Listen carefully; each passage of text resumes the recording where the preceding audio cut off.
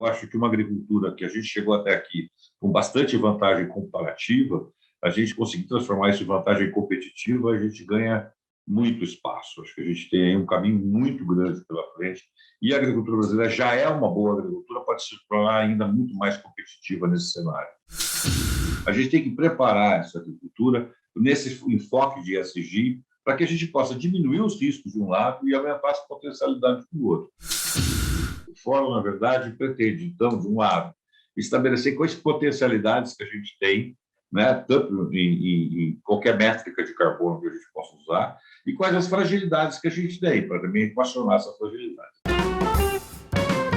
Olá, pessoal, este é mais um Fala Carlão, e o Fala Carlão, você já sabe, é sempre na prateleira de cima do agronegócio brasileiro. Hoje, o tema da nossa prosa aqui vai ser sustentabilidade, clima, uma série de coisas muito relevantes que a gente tem escutado e que a gente vai procurar, vamos dizer assim, desmistificar e esclarecer para vocês. E o meu convidado de hoje é o Marco Antônio Fujihara, ele é engenheiro agrônomo, ele é CEO de uma companhia chamada Ecofix e acaba de assumir a coordenação executiva do Fórum Nacional de Mudança do Clima. E a gente vai saber o que significa tudo isso a partir de agora aqui nessa prosa. Ô, Marco, obrigado pela sua presença aqui no nosso programa, pela sua coragem de dar um pouquinho do seu tempo para nós aqui, viu? Não, obrigado a você pelo convite. Muito agradeço. Aqui no meu programa, a gente, antes de falar das coisas que eu acabei de anunciar, eu gosto sempre de dar pelo menos um overviewzinho sobre a pessoa, sobre com quem eu estou falando, onde ela nasceu, como é que ela estudou, enfim, se ela veio, se nasceu num berço milionário, se nasceu num berço humilde. Então, a palavra está com você. Quem é o Marco Antônio Fujihara? Marco Antônio Fujihara é um agrônomo que trabalha há mais de 40 anos na história de mercado de capitais, de financeiro e junto com a agricultura. Na verdade, a minha formação básica é de agronomia, mas eu trabalhei muitos anos na área de capitais e na área de mercado de capitais. E nessas as áreas que a gente começou a introduzir. Trabalhei alguns anos fora do Brasil, trabalhei no Banco Mundial, trabalhei no BID, e o mais importante é que depois eu voltei para o Brasil e a gente continuou esse tema. Eu fui trabalhar numa grande consultoria que chama PwC hoje, mas ela chamava naquela época PricewaterhouseCoopers. E depois que eu saí da Price, eu comecei a trabalhar com fundos de investimento. Eu montei 2 fundos de investimento no Brasil. Estamos montando mais alguns esse ano. Mas a ideia básica dos fundos de investimento sempre foi investir em coisas que tem um componente de sustentabilidade e que tem um componente de ESG hoje, que todo mundo fala e tal. E, na verdade, todas essas questões estão muito interligadas. Né? Não dá. E a agricultura brasileira, com essa competitividade toda, para manter essa competitividade toda, vai ter que entrar nesse samba, né? Vai ter que entrar na história de ESG, vai ter que entrar nessa história de sustentabilidade, porque, enfim, vai ser uma exigência natural. Isso, a gente já entrando aqui na nossa conversa, né? Me parece que eu sempre digo que o ESG é uma coisa assim que parece coisa básica, né? Ou seja, qualquer empresa que queira se perpetuar tem que estar sempre olhando, qualquer empresa que tenha mais de 50, 30, 40, 50 anos, com certeza já, vamos dizer assim, já deve seguir esses parâmetros. Eu queria, dentro dessa realidade, quais são os desafios principais aí que a agricultura brasileira vai enfrentar nos próximos anos? Eu acho, Carlos, que a gente começou na agricultura tendo vantagens comparativas, né? A gente tem boas vantagens comparativas. A gente tem um clima bom, tem uma agricultura de clima tropical excelente. A gente teve a Embrapa, que sempre foi um papel fundamental no desenvolvimento de tecnologia de clima tropical. Quer dizer, eu acho que a gente tem vantagens comparativas muito boas. O nosso desafio é transformar vantagens comparativas em vantagens competitivas. Né? E como é que a gente transforma vantagens comparativas em competitivas, né? Incluindo as outras variáveis que as pessoas entendem ser importantes, que os investidores entendem que são importantes, que os clientes entendem que são importantes, que são as variáveis basicamente ambientais e sociais. Então, eu acho que uma agricultura que a gente chegou até aqui com bastante vantagem comparativa, a gente conseguir transformar isso em vantagem competitiva, a gente ganha muito espaço. Acho que a gente tem aí um caminho muito grande pela frente e a agricultura brasileira já é uma boa agricultura, pode se tornar ainda muito mais competitiva nesse cenário. Você está falando, você está dizendo o seguinte: nós temos uma avenida gigantesca pela frente. Esse assunto ele pode ser uma ameaça, mas ele é muito mais que uma ameaça, ele é uma grande oportunidade para a agricultura brasileira. Eu acho que essas coisas têm os dois lados sempre, né, Carol? Tem um lado de potencialidades e tem um lado de fragilidades que a gente tem que enxergar, né? Os lados das potencialidades que a gente conhece, que são as tais vantagens comparativas, né? Uhum. Os lados das fragilidades a gente precisa tomar um certo cuidado e a agricultura cumpre um papel fundamental em tudo isso, cara, porque a agricultura, primeiro, que é o PIB mais importante desse país, segundo, porque as práticas agrícolas que a gente usa são práticas agrícolas que ninguém usa. Por exemplo, é plantio direto, cara. A gente usa plantio direto há anos. Agora que o pessoal começou a descobrir que plantio direto fixa carbono no solo, entendeu? Caramba, então, Cacilda, vamos trabalhar essas vantagens que a gente tem e preservar essas vantagens e incluir outras variáveis, porque eu acho que aí sim a gente consegue deslanchar mais rápido. Você acha, conversando assim com o nosso público, com os agricultores propriamente dito, quanto que você imagina de agricultores que ainda são reativos a esse tema e como é que em que parte do caminho que nós estamos, de 0 a 10, como é que é o tamanho dessa lição de casa? Eu acho assim, que todos os agricultores vão entrar nisso mais cedo ou mais tarde, né? Uhum. É uma questão de tempo, né? Porque, na verdade, toda a questão de ESG está ligada à alocação de capital. Sabe, ninguém vai investir numa agricultura que tem riscos ambientais, que tem riscos sociais muito grandes. Então, o que a gente tem que fazer? A gente tem que preparar essa agricultura nesse enfoque de ESG para que a gente possa diminuir os riscos de um lado e aumentar as potencialidades do outro. Eu acho que isso é um caminho sem volta. E um caminho sem volta porque depende da alocação de capital. Tem um outro passo importante, que eu sempre digo, que é o passo do consumidor, né? O consumidor também está muito atento a isso. Então, tem duas forças importantes, né? Tem uma força do investidor e tem uma força do consumidor. E a gente vai ter que se adaptar a isso, mais dia, menos dia. Então, de 0 a 10, eu não tenho uma escala, eu não saberia mensurar isso, mas que essas coisas vão acontecer, vão, entendeu? É uma questão de tempo. Né? Simples assim. Simples assim, entendeu? Cada vez mais o consumidor quer uma comida boa na mesa. Cada vez mais ele é mais exigente. Ele não sabe nem de onde veio. Né? Ele pega um azeite de oliva, coloca lá, não sabe quanto demorou para aquela azeitona ser produzida. Né? Uhum. Por outro lado, existe uma força do investidor também. Para produzir esse negócio, eu quero que não tenha riscos ambientais, sociais, econômicos, então, por favor, equacione os riscos. Então, essas duas forças de pressão, o investidor e o consumidor, eu acho que vai mudar o nosso panorama. Tem mudado já. Né? Olha que eu escrevi um artigo sobre isso há 10 anos atrás na Harvard Business Review. E até hoje está na moda. Agora E não é só uma moda, é uma questão de se adaptar aos novos tempos. Olha, eu conversei aqui no programa acho que uma vez eu conversei aqui com o Edu Bastos, lá da Bayer, e ele tocou nesse tema. Ele tocou no tema de crédito de carbono e tal, mas durante essa conversa ainda era uma coisa assim, vamos dizer, estamos tateando, estamos fazendo, estamos ajeitando e tal. Eu queria saber o seguinte: esse tema ele já está estabelecido, a gente já tem, vamos dizer assim, algum exemplo para dar de coisas que, o tal crédito, porque quando eu falar crédito de carbono, quando eu falar crédito, meus olhos brilham, né? Crédito, a impressão que eu tenho crédito, eu tenho algo a receber. Como é que estágio que nós estamos com isso?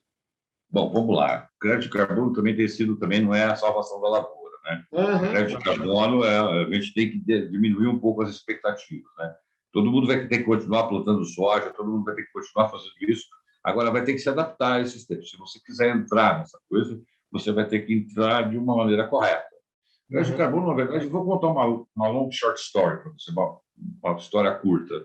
Na verdade, isso veio lá do protocolo de Kyoto, lá de 98, que começou essa história de transações de reduções de emissões. Essas reduções de emissões, depois do protocolo de Kyoto, houveram algumas transações no Brasil. O Brasil foi muito importante na época do protocolo de Kyoto. A gente teve bons projetos no Brasil. Né? A gente teve a capacidade de transformar as nossas vantagens comparativas em competitivas. Depois disso, teve os acordos de Paris, lá 5 anos atrás, 6 anos atrás. Os acordos de Paris falaram, não, agora não vale mais vale os acordos de Paris, e os acordos de Paris dizem que todos os países têm que reduzir as suas emissões. Legal. Se todos os países têm que reduzir as suas emissões, como é que a gente faz isso? E aí vem todas as COPs, que são as conferências diplomáticas desse assunto, e diz, olha, para a gente reduzir as emissões, num país pode vender essa redução de emissão que você fez aqui na redução de emissão que alguém pode fazer. Vou te dar um exemplo simples. Lá no Mato Piba, tem um sujeito que conseguiu acumular mais carbono no solo plantando soja. Se ele conseguir adaptar o projeto dele a um crédito de carbono, isso demora um certo tempo, demora 2, 3 safras, você tem que medir, tudo mais, né?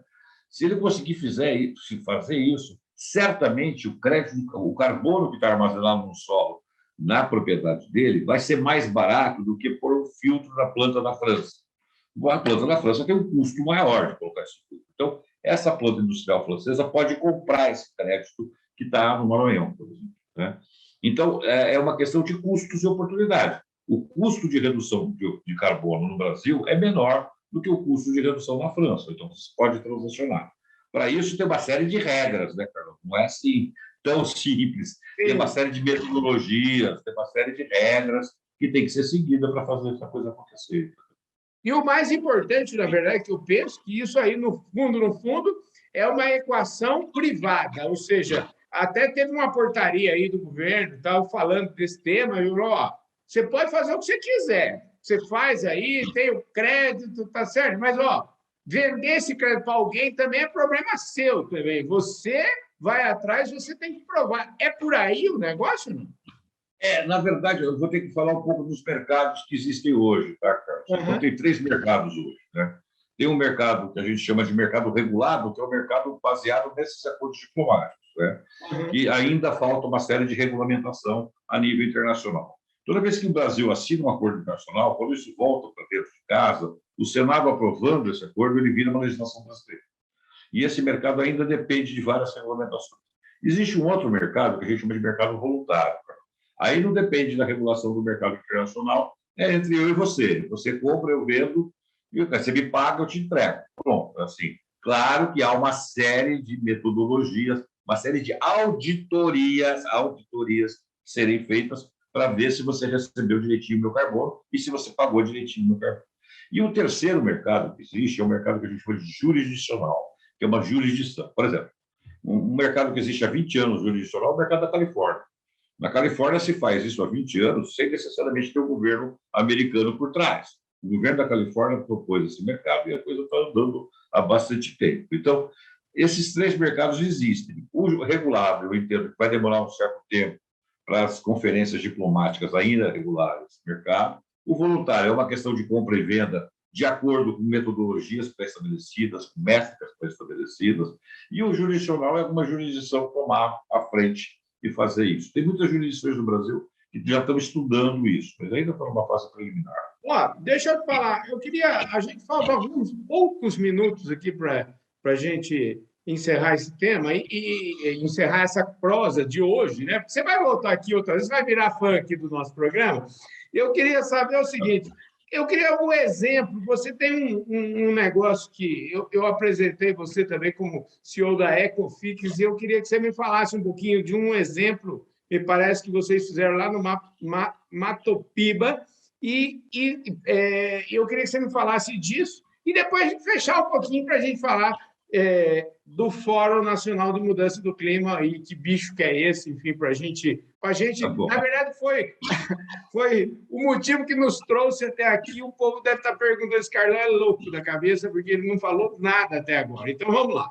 A Ecofix foi uma empresa que nasceu dessas provas de conceito do Mato Piba, né? Na verdade, a gente tinha sido contratado para fazer as métricas de carbono do solo e as métricas de precificação de carbono em 50 propriedades no Maranhão, e a gente foi lá, fez as avaliações, as análises de solo, as análises de laboratório, aquela coisa toda. 50 propriedades, para você ter uma ideia, 670 amostras de solo, né? Porque não dá para criar uma única amostra. Então, a gente fez tudo isso baseado em metodologias internacionais do IPCC, que é um órgão internacional científico desse assunto. E aí, a partir desses dados coletados, a gente montou um algoritmo de precificação.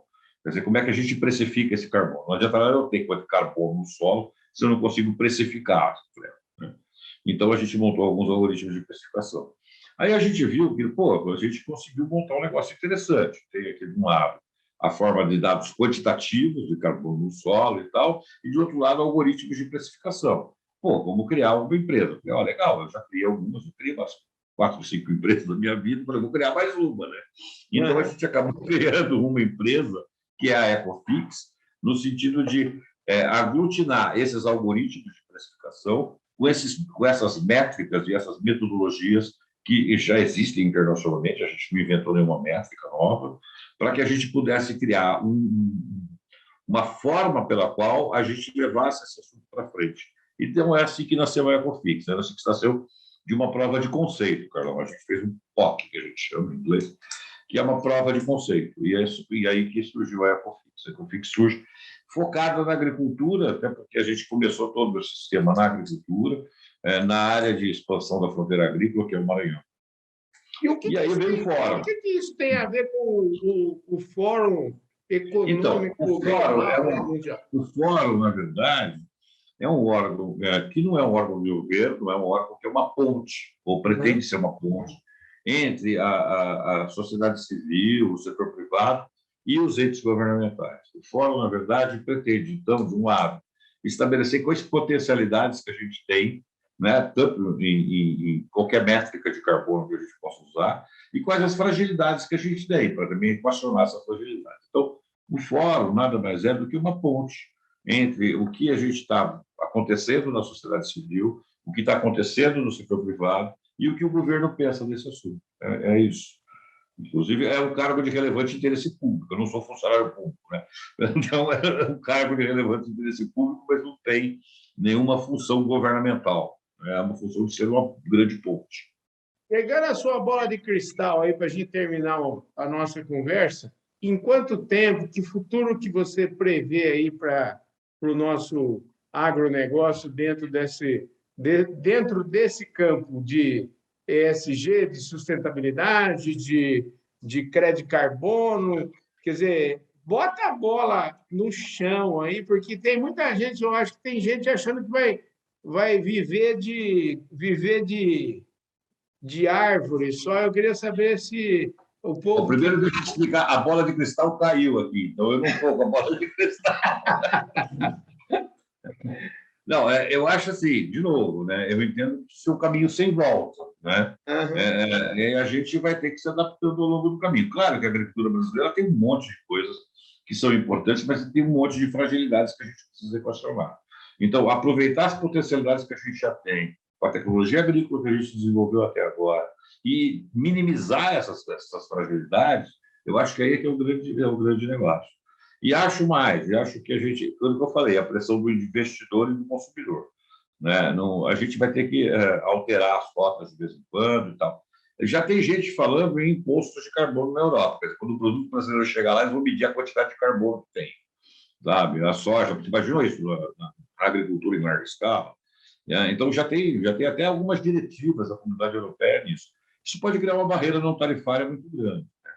Então, o que a gente precisa ficar atento com essas barreiras não tarifárias, a gente precisa ficar atento a aproveitar as oportunidades que vão existir, não tenho a menor dúvida, e diminuir as fragilidades. Eu acho que essa é a grande mandrake. Mas a bola de cristal caiu aqui. Tá? O Brasil está fazendo a lição de casa dele com competência nesse assunto. Estou falando do ponto de vista diplomático. A gente está sendo mais ativo ou mais reativo nessa história toda? O Brasil sempre foi protagonista nessa história. As pessoas não têm a noção disso, né?